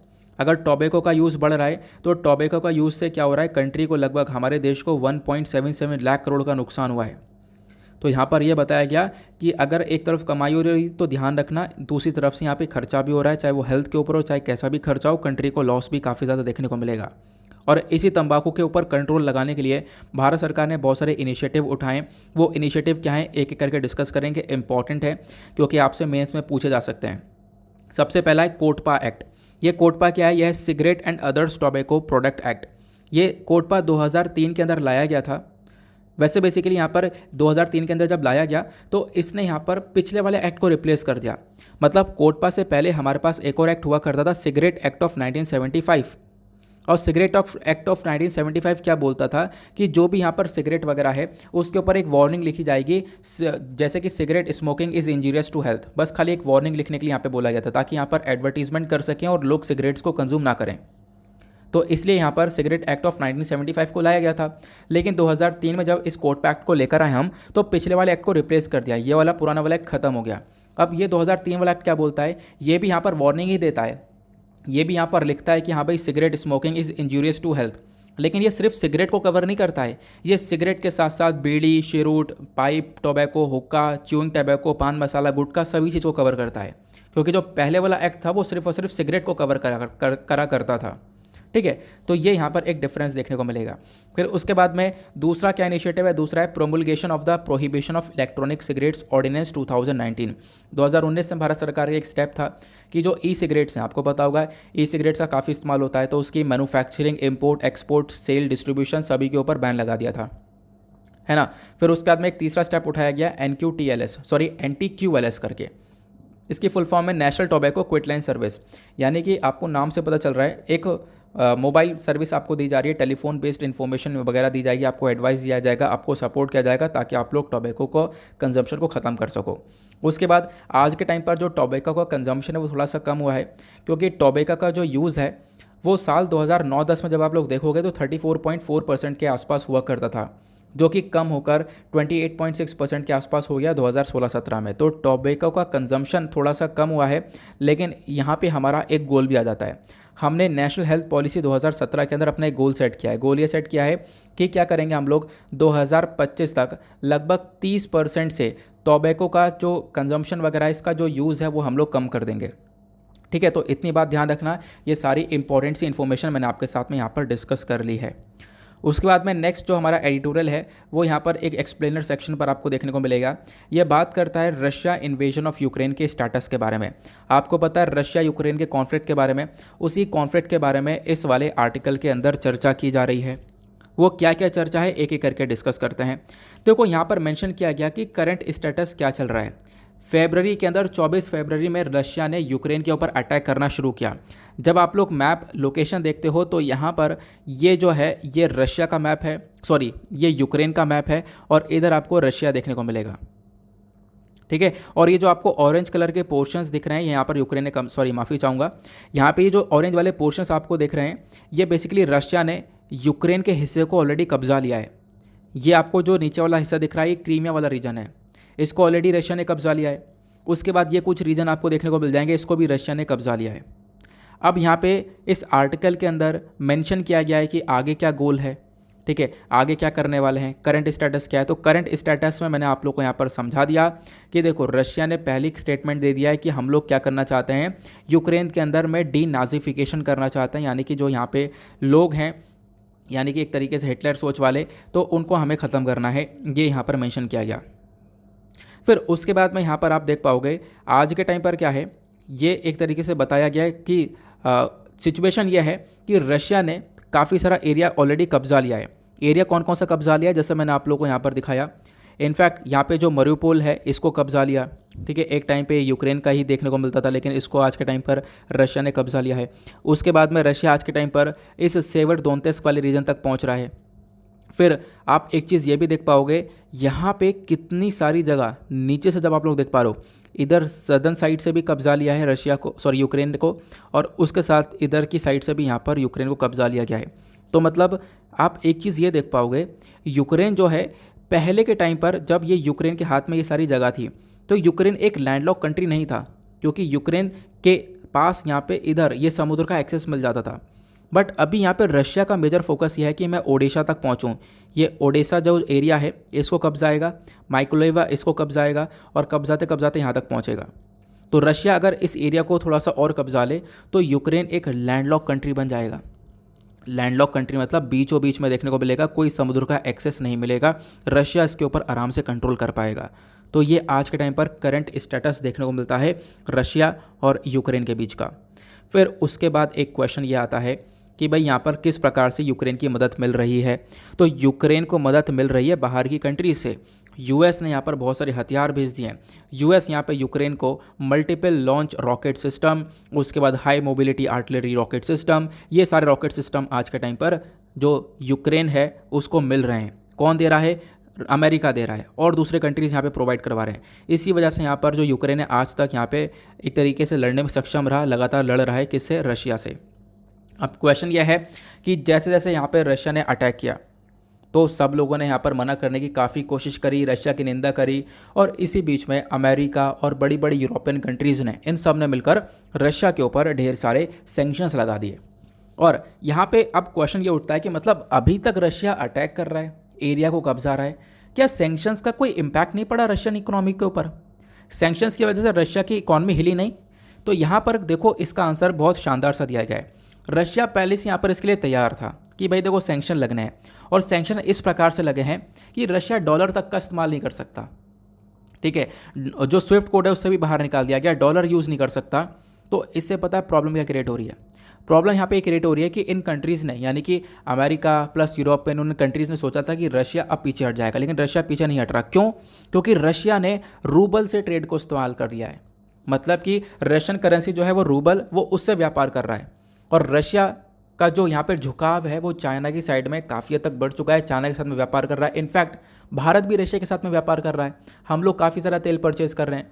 लेकिन अब आप देख पाओगे जब हम लोग इंटरनेशनल लेवल पर ट्रेड करते हैं तो डॉलर्स का यूज़ करते हैं, लेकिन रशिया के ऊपर सैंक्शन लगा कि रशिया डॉलर का यूज़ कर नहीं सकता है ना। तो इसकी वजह से रशिया ने रूबल में व्यापार करना स्टार्ट कर दिया है। और जब ये पूरा सैंक्शन लगना स्टार्ट हुआ था रशिया के ऊपर में, तो आप यकीन मानो कि रशिया की जो करेंसी है वो इतनी ज़्यादा ख़त्म सी हो गई थी। डॉलर के कंपैरिजन में जो रूबल है वो 100 रुपीज़ से पार हो चुका था, इतने बुरे हालात हो गए थे। अब आप कहोगे हालात हो गए थे का क्या मतलब है, आज के टाइम पर सिचुएशन सही है। हाँ देखो, आज के टाइम पर रशिया की जो ये रूबल है वो भारत की करेंसी से ज़्यादा स्ट्रांग हो चुका है। मतलब जैसे अगर हम लोग इंडिया की करेंसी को जब हम डॉलर से कंपेयर करते हैं तो 73 74 ऐसा आपको देखने को मिलता है, तो उसके कंपैरिजन में जो रूबल है वो 60s के आसपास है। तो मतलब रूबल जो है वो इंडिया की करेंसी से ज़्यादा स्ट्रांग हो चुका है आज के टाइम पे। तो आप कहोगे इसके पीछे का कारण क्या है, एक टाइम पे जो इतना खतरनाक तरीके से गिर रहा था वो अभी इतना ज़्यादा अच्छी तरीके से कैसे मेंटेन हो चुका। और मतलब एक ये हिस्टोरिकल मतलब आराम से एक चीज़ देखने को मिल जाती है कि ऐसा पहले कभी नहीं हुआ कि हाँ इतने दिनों में एक करेंसी किसी कंट्री की उठ जाए। पता है इसके पीछे कारण क्या है, इसके पीछे का कारण है रशिया के पास में नेचुरल गैस और रशिया के पास यहाँ पर जो भी यहाँ पे पेट्रोलियम रिजर्व्स हैं वो। क्योंकि रशिया आज के टाइम पर भले ही रशिया के ऊपर सैंक्शन लग गए हों, लेकिन उसके बावजूद भी जो जर्मनी है प्लस यूरोपियन कंट्रीज़ हैं, फ्रांस है, ये सब अभी भी रशिया से गैस को परचेज़ कर रहे हैं।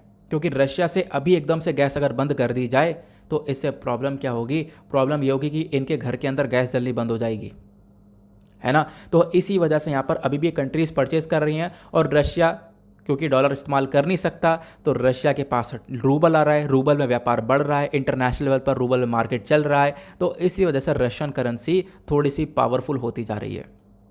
और मैं आपको बता दूं ये पावरफुल ज़्यादा समय तक नहीं रह पाएगी। तो आप कहोगे ऐसा क्यों, क्योंकि देखो जो रशियन करेंसी है ये टेम्पररी बेसिस पर पावरफुल हो रही है। क्योंकि यहाँ पर जर्मनी, फ्रांस, इन सब का मेजर फोकस ये है कि हम लोग अब रशिया से जो नेचुरल गैस वगैरह इसको परचेज़ करना कम करेंगे, दूसरे कंट्रीज़ के ऊपर फोकस करेंगे। और जैसे ही यहाँ पर रशिया से इन गैसेस को परचेज़ करना बंद कर दिया जाए वैसे ही वापस ये रूबल गिर जाएगा नीचे। तो अभी यहाँ पर आप कह सकते हो टेम्पररी बेसिस पर सिचुएशन है, इसी वजह से रशिया की इकोनॉमी के ऊपर इतना ज़्यादा प्रभाव पड़ा नहीं। आई होप आपको एक क्लैरिटी मिल चुकी है, सारी इन्फॉर्मेशन मैंने आपको डिटेल से यहाँ पर समझा दी हैं। फिर उसके बाद में एक चीज़ यहाँ पे बताई गई कि भाई आप यहाँ पे कोई पीस प्रोसेस वगैरह है या नहीं, कैसे शांति वगैरह बना सकते हैं। देखो शांति बनाने के लिए काफ़ी बार डिस्कशन हुआ, जैसे यहाँ पर वॉर स्टार्ट होती है उसके बारे में काफ़ी बार रशिया यूक्रेन आपस में बैठे बातचीत करे, लेकिन कोई प्रॉपर सोल्यूशन नहीं निकला है। इनफैक्ट यहाँ पर अब बताया ये जा रहा है कि जो व्लादिमीर पुतिन है ये बोलते हैं कि जो मिस्टर जेलेंस्की हैं यानी कि जो यूक्रेन के आज के टाइम पर लीडर हैं, ये यहाँ पर एक तरीके से काफ़ी बार बातचीत कर तो चुके हैं, लेकिन यूक्रेन सीरियस नहीं है इस मामले को ख़त्म करने के लिए। ठीक है, इस वॉर को ख़त्म करने के लिए यूक्रेन सीरियस नहीं है और इसी वजह से यूक्रेन की जो टेरिटरी है वो ख़त्म होती जा रही है, वो अपनी टेरिटरी को खोता जा रहा है। क्लियर हुआ। तो ये कुछ इन्फॉर्मेशन, ये जो करंट स्टेटस है रशिया के इन्वेजन को लेकर, वो सारी चीज़ें मैंने आपको बता दी हैं। आगे चलते हैं नेक्स्ट एडिटोरियल पर। नाउ नेक्स्ट एडिटोरियल को यहाँ पर एम के नारायण साहब ने लिखा है। मैं आपको टू द पॉइंट, मतलब ज़्यादा कुछ यहाँ पे इस आर्टिकल में समझने के लिए नहीं है, मैं आपको टू द पॉइंट मामला ख़त्म कर दूंगा यहाँ पे 5 मिनट के अंदर समझाकर। जैसे यहाँ पे ऑथर ने मेंशन किया है हमारे कंट्री के अंदर बहुत सारी प्रॉब्लम्स, बहुत सारे इश्यूज़ देखने को मिलते हैं। ठीक है, उन प्रॉब्लम्स, उन इश्यूज़ का जो सोल्यूशन है आज के टाइम पर क्या है, हम लोग सिक्योरिटी एजेंसीज़ को, पुलिस को और प्लस जो दूसरी आर्म्ड फोर्सेस वगैरह हैं उनको यहाँ पे बढ़ाते जा रहे हैं। लेकिन ऑथर का कहना यह है कि भाई अपनी सिक्योरिटी एजेंसीज़ के ऊपर फोकस करना कम करो और स्टेट क्राफ्ट के ऊपर फोकस ज़्यादा करो। स्टेट क्राफ्ट क्या होता है, स्टेट क्राफ्ट होता है एक skilful management of state affairs, यानी एक ऐसा एरिया जहाँ पर विवाद चला, जैसे जम्मू कश्मीर, पंजाब, हरियाणा, यहाँ पे ये डिस्प्यूटेड रीजन है। तो यहाँ पे क्या करा जाए, यहाँ पे जो भी अफेयर्स चल रहे हैं उनको स्किलफुल तरीके से मैनेज किया जाए, उसी को हम लोग स्टेट क्राफ्ट बोलते हैं। तो भले ही अपनी सिक्योरिटी एजेंसीज़ को बढ़ा रहे हो आप, सिक्योरिटी एजेंसीज़ को, पुलिस वगैरह को तैनात करने से अच्छा क्या है आप स्टेट क्राफ्ट को काम करो, थोड़ा दिमाग से काम लिया जाए। पहले तो यहाँ पे ऑथर ने बताया हमारे कंट्री में चल क्या रहा है। कश्मीर का एग्जाम्पल लिया गया। कश्मीर के अंदर 2019 या 2019 से क्या कह रहे हो, बहुत लंबे समय से इनफैक्ट बताया गया कश्मीर के अंदर आप देख पाओगे हमेशा से 1947 जब देश आज़ाद हुआ तब से यहाँ पर एक ट्रबल रीजन देखने को मिलता है। उसके साथ मेंशन किया गया जब 2019 के अंदर एक स्टेप उठाया गया, आर्टिकल 370 को अब्रोगेट कर दिया गया, इनऑपरेट हो चुका है, तब से यहाँ पर कश्मीर को लेकर सिचुएशन और काफ़ी ख़राब हो चुकी है। आर्टिकल 370 के अंदर जब अब्रोगेशन किया गया तो आपको पता है कि पहले स्टेट था तो बाद में उसको यूनियन टेरिटरी बना दिया गया। तो जम्मू कश्मीर और लद्दाख आज के टाइम पर 2 यूनियन टेरिटरीज हमारे पास देखने को मिल जाती हैं। क्लियर हुआ। अब उसके बाद यहाँ पर कश्मीर के अंदर हम देख पाते हैं काफ़ी सारे मिलिटेंट्स वगैरह बढ़ रहे हैं, जहाँ पे एक तरीके से आप कह सकते हो कि पाकिस्तान के थ्रू यहाँ पे बैक किया जा रहा है। पाकिस्तान के थ्रू काफ़ी कोशिश करी गई है वहाँ पर इनस्टेबिलिटी क्रिएट करने की, लेकिन आज के टाइम तक आप देख पाओगे काफ़ी मतलब कम सक्सेसफुल यहाँ पे पाकिस्तान रहा है।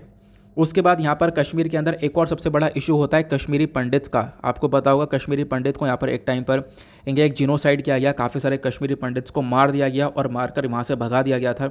लेकिन आज के टाइम तक यहाँ पे आप देख पाओगे काफ़ी सारे कश्मीरी पंडित्स वापस से लौट रहे हैं। आपको पता होगा इन कश्मीरी पंडित जीनोसाइड के ऊपर एक कश्मीर फाइल्स मूवी बनी हुई है ना। तो बेसिकली यहाँ पे बताया गया जम्मू कश्मीर के बारे में कि यहाँ पे क्या क्या इश्यूज़ हैं। तो मेंशन किया जा रहा है यहाँ पर कि इश्यूज़ तो बड़े सारे हैं, आपने देखा, और आप इस चीज़ को कैसे टैकल कर रहे हो? आप इस चीज़ को टैकल कर रहे हो अपनी सिक्योरिटी एजेंसीज़ को बढ़ाकर, है ना, सिक्योरिटी एजेंसी को तैनात करके। लेकिन यहाँ पे ऑथर मेंशन करते हैं सिक्योरिटी एजेंसी अपनी जगह पर ठीक है, लेकिन जो मिसिंग इंग्रेडिएंट है वो है स्टेट क्राफ्ट। ठीक है, स्टेट क्राफ्ट अकेले यहाँ पर क्या कर सकता है? इन सारी प्रॉब्लम्स को टैकल कर सकता है। यानी आपके पास में एक स्किल होनी चाहिए इस स्टेट अफेयर को निपटने से, मतलब इस स्टेट अफेयर से निपटने की। अब ये क्या होता है स्टेट क्राफ्ट, मैं आपको थोड़ा सा डिटेल से बताऊंगा, बट अभी कुछ और भी इश्यूज़ बताए गए। ये तो जम्मू एंड कश्मीर के बारे में चर्चा कर ली। उसके बाद ऑथर बोलते हैं हमारे देश में नक्सलवाद यानी नक्सलिटीज़ को लेकर आप देख पाओगे काफ़ी सारे इश्यूज़ देखने को मिलते हैं। माओइस्ट को लेकर काफ़ी सारे इश्यूज़ देखने को मिलते हैं। जो ओरिजिनल माओइस्ट लीडर आपको देखने को मिलेंगे बंगाल के अंदर, आंध्र प्रदेश, केरला के अंदर बहुत लंबे समय से यहाँ पर बड़े बड़े माओइस्ट लीडर पैदा हुए। ठीक है, बहुत बड़े बड़े नक्सलवाद यहाँ पर देखने को मिले। और उसके बाद यहाँ पे आप देख पाओगे इंडिया के अंदर काफ़ी सारे इश्यूज़ भी क्रिएट हुए हैं। काफ़ी बार हमारे जो आर्मी जवान पर्सनल हैं वो इन नक्सलवादियों को ख़त्म करने के लिए जाते हैं, तो वहाँ पर इस इंसिडेंट्स के अंदर हमारे जवान भी शहीद हो जाते हैं। तो ये प्रॉब्लम्स यहाँ पर क्रिएट होती है नक्सलवाद को लेकर। तो यहाँ पर मैंशन किया गया कि देखो ये जो माओइस्ट है आज के टाइम पर देखने को मिलते हैं, तो यहाँ पर भी एक सोल्यूशन क्या हो सकता है? एक सोल्यूशन हो सकता है स्टेट क्राफ्ट। ठीक है, फिर उसके बाद यहाँ पर दूसरे मुद्दे के बाद ऑथर ने तीसरे मुद्दे के बारे में चर्चा करी है, वो है पंजाब के बारे में। जब हम लोग बात करते हैं पंजाब की, तो पंजाब के अंदर भी इसी प्रकार से अलग अलग इंसिडेंट देखने को मिलते हैं। खालिस्तानी मूवमेंट को चलाया जाता है, प्रो खालिस्तानी मूवमेंट को, यानी पंजाब को एक तरीके से यहाँ पर खालिस्तान डिक्लेयर कर दिया जाए, पंजाब को एक अलग से इंडिपेंडेंट एरिया घोषित कर दिया जाए, एक अलग से देश बना दिया जाए, खालिस्तान बना दिया जाए। इसी को लेकर ऑपरेशन ब्लू स्टार चलाया गया था। आपको पता होगा ऑपरेशन ब्लू स्टार के बारे में मैंने 4 दिन पहले पढ़ाया है आपको इसी द हिंदू के वीडियो में। ठीक है, तो प्रो खालिस्तानी सेंटीमेंट्स आज के टाइम पर वापस से आप देख पाओगे जगते हुए नजर आ रहे हैं, तो ये यहाँ पर मेंशन किया गया। तो ये पंजाब के अंदर भी एक कंट्रोवर्सी देखने को मिलती है किस चीज़ को लेकर? खालिस्तान को लेकर, यानी पंजाब को एक अलग सी एरिया डिक्लेयर कर दिया जाए जिसको खालिस्तान कहा जाएगा। तो इस प्रकार से आपको देखने को मिलता है। ये पंजाब के अंदर हो गया। पंजाब के साथ साथ और दूसरी जगह पर इसी प्रकार से यहाँ पर मूवमेंट चलता है नॉर्थ ईस्ट के अंदर। जैसा मैंने आपको ऑलरेडी बताया, नॉर्थ ईस्ट के अंदर हमने अभी नागालैंड के बारे में चर्चा करी है ना, तो यहाँ पर नागालैंड के बारे में भी डिस्कशन किया गया है। देखो आसाम के अंदर, नागालैंड के अंदर, नॉर्थ ईस्टर्न स्टेट्स के अंदर क्या है, बड़ी सारी मांग चलती है कि हम लोग को एक अलग से इंडिपेंडेंट एरिया चाहिए। इसी प्रकार से असम के अंदर, उसका नागालैंड के अंदर ग्रुप है NSCN-IM, national socialist council of Nagaland. ये मैंने अभी आपको स्टार्टिंग बताया, ये लोग नागालैंड की मांग करते हैं। अभी हमने जो आर्टिकल डिस्कस किया था ना, वही बिल्कुल सिमिलर चीज़ें यहाँ पर मेंशन्ड है। तो बताया गया कि देखो यहाँ पर पंजाब और नॉर्थ ईस्टर्न स्टेट के अंदर भी इसी प्रकार से प्रॉब्लम्स क्रिएट हो रही हैं, तो यहाँ पर भी सोल्यूशन क्या है? State craft. तो इन सब चीज़ों के अलावा उसके बाद जब आप साउथ साइड में जाओगे, यानी कि इंडिया के मैप के निचले हिस्से में जब आप जाओगे, तो सदर्न साइड में आप देख पाओगे यहाँ पर एक ग्रुप वापस से रिवाइव हो रहा है जिसका नाम है liberation tigers of Tamil Eelam. ठीक है, लिट्टे ग्रुप के बारे में आपको पता होगा, जिसने यहाँ पर श्रीलंका के अंदर सिविल वॉर क्रिएट किया। सिविल वॉर यहाँ पे जो क्रिएट हुआ था श्रीलंका के अंदर, वो भी लिट्टे ग्रुप और श्रीलंका की सरकार के बीच में हुआ था, है ना। तो यहाँ पर आप देख पाओगे जो ये इस लिट्टे ग्रुप है, ये एक तरीके से मिलिटेंसी, इसके अंदर आपको काफ़ी सारी देखने को मिल जाएगी, मिलिटेंट्स काफ़ी सारे देखने को मिल जाएंगे। तो ये ग्रुप भी वापस रिवाइव होता हुआ नजर आ रहा है। तो इसको भी कैसे टैकल कर सकते हैं? तो जो सिचुएशन है इसको भी हम लोग ठीक कर सकते हैं सिर्फ और सिर्फ स्टेट क्राफ्ट के माध्यम से। जो ये स्टेट क्राफ्ट है वो यहाँ पर इस प्रॉब्लम को सॉल्व कर सकती है। अब यहाँ पे ऑथर मेंशन करते हैं कि भाई एग्जैक्टली स्टेट क्राफ्ट होता क्या है। देखो इन्होंने मेंशन किया, बहुत सारे देशों के अंदर यहाँ पे क्या हो रहा है, जो अथॉरिटीज़ वगैरह हैं वो सब सिक्योरिटी एजेंसीज वहाँ पे, मतलब जो बहुत सारे देश हैं वहाँ पे वो सब समझ रहे हैं, वहाँ की सिक्योरिटी एजेंसीज जो पुलिस फोर्सेस, आर्म्ड फोर्सेस हैं, वो सब यहाँ पे समझ रही हैं कि भाई हम लोग को एक्सेप्ट करना होगा कि जो ये बवाल वगैरह है, जो मतलब कंट्री के अंदर बवाल होता है, उसको टैकल करने के लिए, उससे निपटने के लिए हमारे पास एक स्टेट क्राफ्ट, एक स्किल होना चाहिए ताकि हम लोग इन मुद्दों से निपट पाएँ, है ना। अब इस स्टेट क्राफ्ट के अंदर क्या क्या बोला गया कि देखो यहाँ पे क्या होना चाहिए, बेसिकली आपके पास में एक तरीके से पॉलिसीज़ वगैरह, कुछ नई पॉलिसीज़ और कुछ प्रोग्राम्स वगैरह इंप्लीमेंट कर सको, ये होना चाहिए। उसके साथ साथ यहाँ पर आप देख पाओगे कुछ आप लोग यहाँ पे बैठकर बातचीत कर सको, आपके पास कुछ नए तरीके होने चाहिए, ठीक है, ताकि आप लोग क्या कर सको, इस पूरे स्टेट अफेयर को मैनेज कर सको। इसी को हम लोग स्टेट क्राफ्ट या फिर स्टेट्समैनशिप के नाम से जानते हैं, ठीक है। तो आप लोग यहाँ पर इसके बारे में ज़रूर ध्यान रख सकते हो, यानी art of conducting state affairs, या फिर कोई ऐसा मेथड जो कि यहाँ पर आपके स्टेट के मुद्दे को अच्छे से सुलझा सके। क्लियर हुआ? तो आप लोगों को यहाँ पर ध्यान रखना है, ये स्टेट क्राफ्ट क्या है मैंने आपको काफ़ी अच्छे से यहाँ पर बता दिया है। कुछ चीज़ें हैं जो कि यहाँ पर इंपॉर्टेंट हो जाती हैं, बाकी काफ़ी सारे इश्यूज़ वगैरह देखने को मिल जाएंगे कंट्री के अंदर। वो इश्यूज़ के बारे में ऑथर ने मेंशन किया है, वो भी मैंने आपके साथ में यहाँ पर डिस्कस कर लिया। बाकी हम लोग अब फटाफट अपने एडिटोरियल डिस्कशन को ख़त्म कर दिया है हम लोगों ने। उसके बाद यहाँ पे लास्ट में हमारे पास कुछ आर्टिकल्स हैं। लास्ट में कुछ आर्टिकल्स के अंदर इकोनॉमी सेक्शन पर आपको देखने को मिल जाएगा। इकोनॉमी सेक्शन पर एक आर्टिकल है, यहाँ पे मेंशन किया गया है सरकार जो है तैयार है कुछ बैंक प्राइवेटाइजेशन को बढ़ाने के लिए। यानी सरकार यहाँ पर प्रोसेस में है कि यहाँ पे कुछ पब्लिक सेक्टर बैंक जिनको प्राइवेटाइजेशन में लाया जाएगा, प्राइवेटाइज़ किया जाएगा। ठीक है, तो ये उसको लेकर यहाँ पे चर्चा की जा रही है। तो अभी ये करने वाले हैं तो उसको लेकर इन्फॉर्मेशन है, तो इसकी में भी पढ़ने की कुछ ज़्यादा आवश्यकता है नहीं, कुछ होगा तो हम लोग डिस्कस करेंगे। बट यहाँ पे ये प्राइवेटाइजेशन, नेशनलाइजेशन, ये टर्म्स क्या है इसके बारे में थोड़ा सा जान लेते हैं। जब हम लोग बात करते हैं प्राइवेटाइजेशन की तो इसका मतलब है क्या करना, जो एक तरीके से ओनरशिप है, मतलब कि कोई प्रॉपर्टी है या फिर बिजनेस है सरकार का, है ना, तो यहाँ पर उस चीज़ की ओनरशिप को ट्रांसफ़र कर देना प्राइवेट के हाथ में, इसको हम लोग प्राइवेटाइजेशन बोलते हैं।